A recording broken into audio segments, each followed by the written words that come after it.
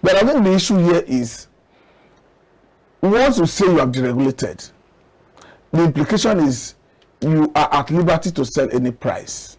You are going towards a direction where demand and supply will begin to fix the price.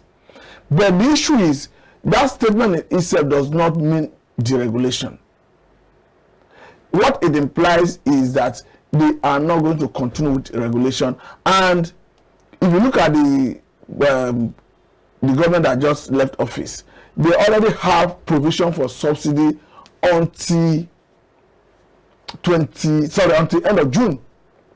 And all the PMS, premium motor spirit or gasoline, as you want to call it, in circulation is already regulated. It's already subsidized. So in the first place, there was no basis for retailers to start hiking the price of the product that have been subsidized by government. But this is where we find ourselves, because that statement itself have what we see is a spontaneous reaction that came from that statement. And that hiking, sorry. Hiking is a different ballgame. I'm talking about why were they not selling? You mean NNPC? Yes. They were holding it because they want to hear from government the next line of action. No, the issue is they know that it is illegal to even sell above the regulated price. Hence, the product you have currently have been subsidized.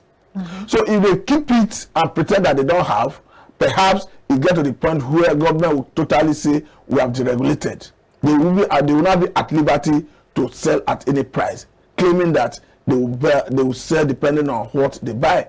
I think that is the situation. Okay, but you know that it's actually obvious. You know, what you just explained is obvious. I mean, nobody is selling. The queue keeps increasing. No, this thing actually it created artificial scarcity. Exactly. Because we cannot say there is no PMS in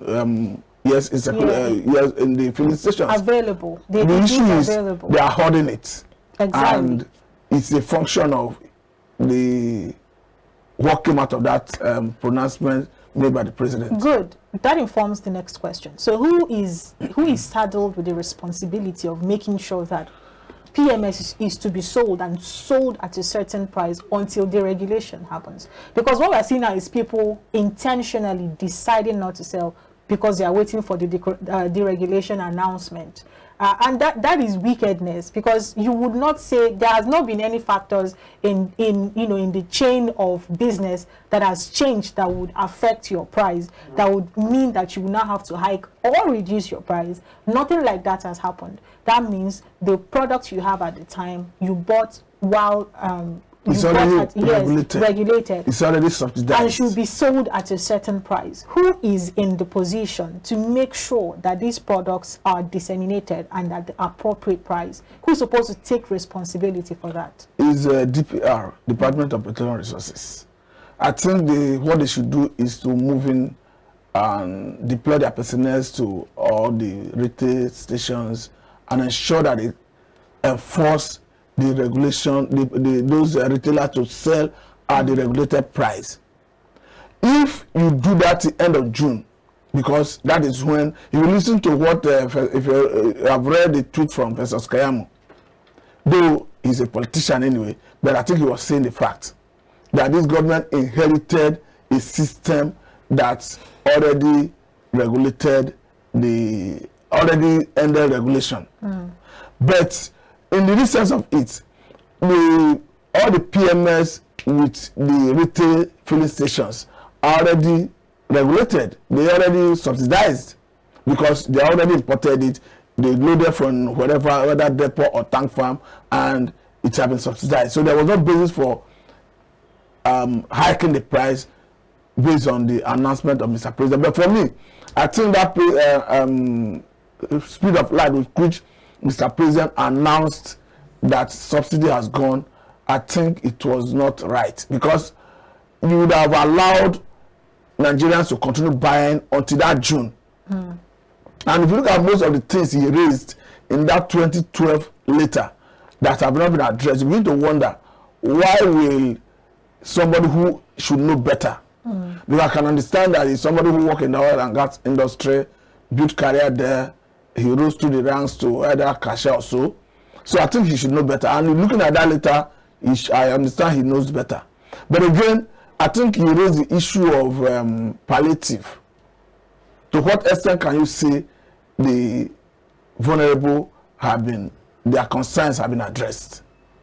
He raised the issue of maybe addressing in terms of our refining what we consume.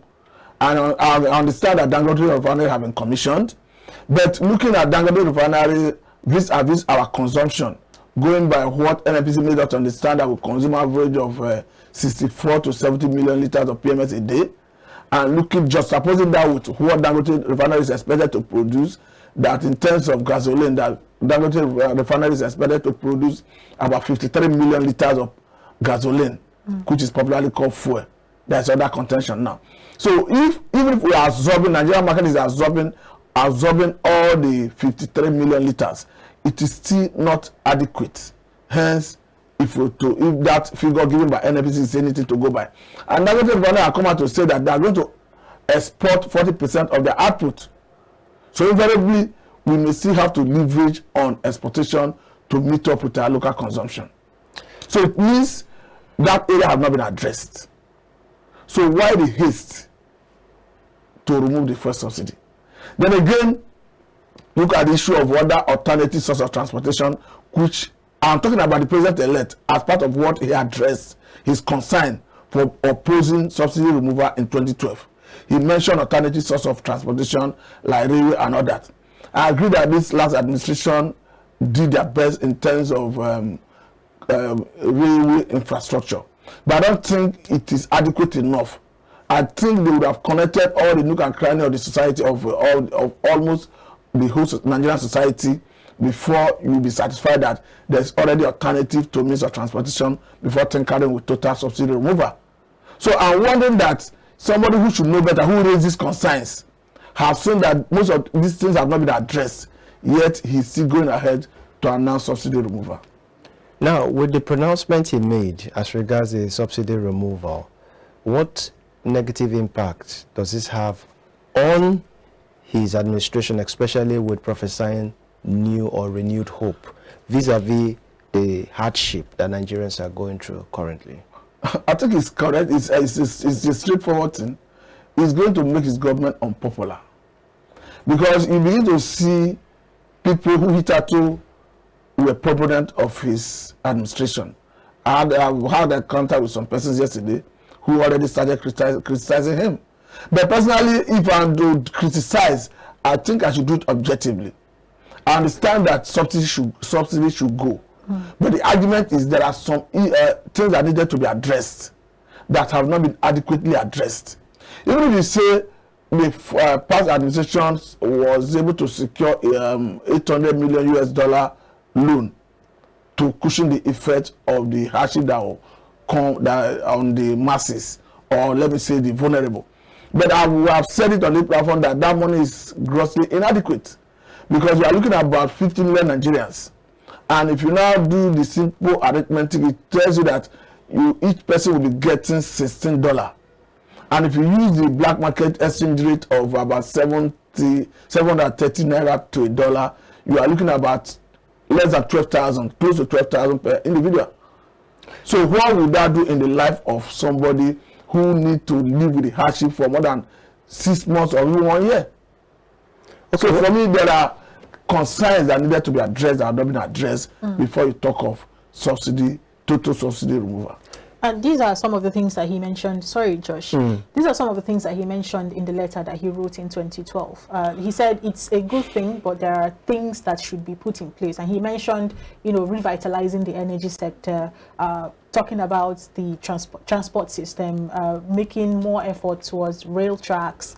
And I think he mentioned a mass transit, some. But the issue is the problem in the power sector, has it been addressed? That's the point. That's the question I'm bringing. Okay. Only recently, I think 2 weeks ago, the second Niger bridge was commissioned. So the bulk of traffic on the regular Niger bridge is going to reduce. Amazing work in that area. But we're talking about Nigeria in general now. If you're going to take out subsidy, it's not only going to affect Easterners or Westerners or Northerners. It's going to affect everybody. There was conversations, I think sometime in January, February, about 5,000 naira palliative fund for the lowest of the societies. Do you think that would be enough? is grossly inadequate. Because if you look at the hardship that will come with this policy, you agree with me that those vulnerable people who live at that level needed a sustainable source of revenue for a good period of time. If you give somebody 12,000, 5,000, 6,000, as the case may be, maybe it's one-off thing. For me, that money may not last more than 2 or 3 days. So how do you want that person to live on to cope with the hardship that comes with the policy? Then if you look at the issue of NEPA that you just cited, it will worry one begin to wonder what is the problem of our leaders.